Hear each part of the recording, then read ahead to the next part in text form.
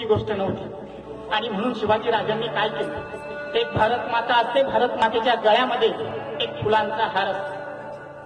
भारत मातेच्या गळ्यामध्ये फुलांचा हार असतो आणि काही फुलं समोर मातीत पडलेली असतात. मातीत पडलेली फुलं भारत मातेच्या गळ्यातल्या फुलांकडे पाहून सांगत होती, अरे बाबा तुम्ही किती भाग्यवान, तुम्ही किती गुणवान, तुम्ही किती नशीबवान, तुम्ही किती भाग्यवान, तुम्ही किती गुणवान, तुम्ही किती नशीबवान, कारण तुम्ही भारत मातेच्या गळ्यामध्ये आहात. भारत मातेच्या गळ्यातली फुलं मातीत पडलेल्या फुलांना पाहून सांगत होती, अरे बाबा आम्ही सुद्धा तुमच्या सारखाच मातीत पडलो होतो, आम्ही सुद्धा तुमच्या सारखाच मातीत फुललो होतो, आम्ही सुद्धा तुमच्या सारखाच मातीतून उगवलो होतो.